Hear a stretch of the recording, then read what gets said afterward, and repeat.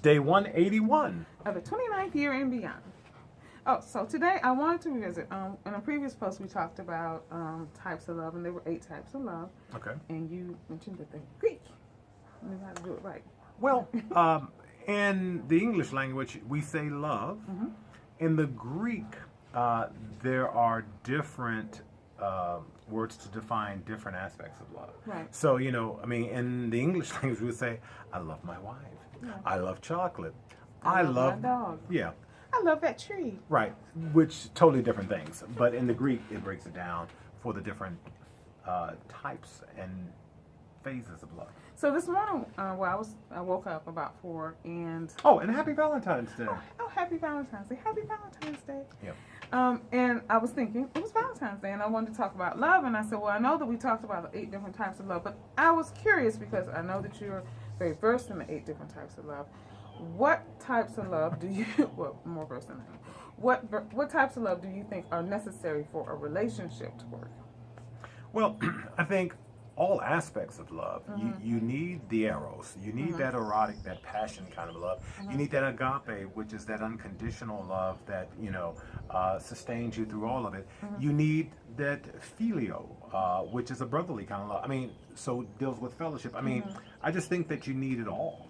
I think the totality of what love embodies and what it represents is what's required in a love relationship. Right.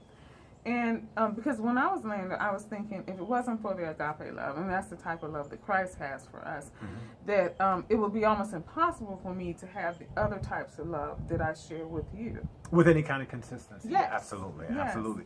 Because when you get into loving one unconditionally, that means no conditions. I'm going to love you. And love, we've talked about it being a commitment, but it's also a choice. Yes.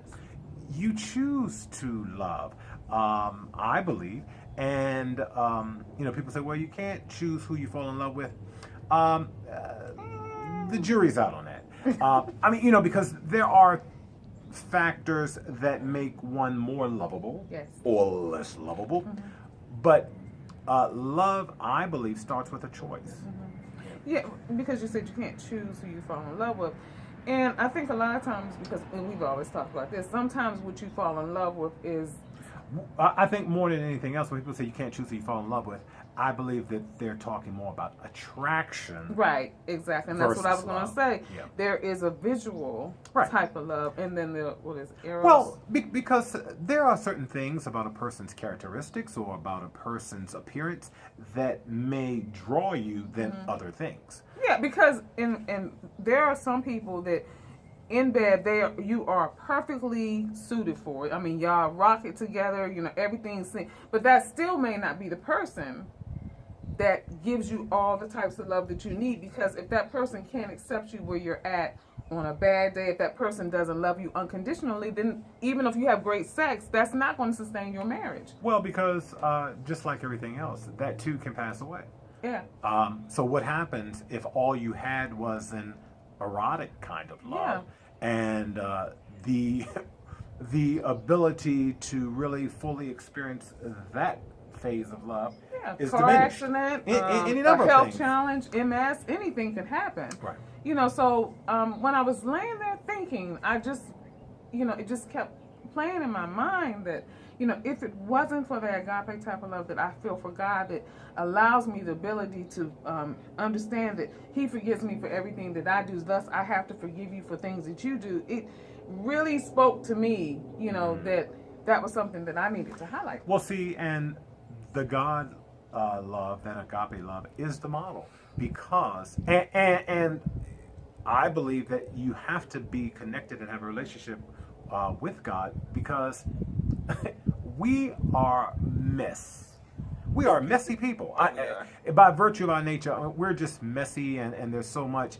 And I don't know how you can authentically love someone apart from having God in you, because it requires God character to love someone unconditionally.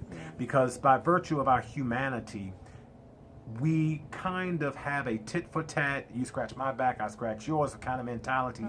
But that unconditional love goes beyond. It's not about what you do for me or what you have done to me. Exactly what I was going to say. I love you. I love you. until tomorrow, if the Lord says the same. Bye.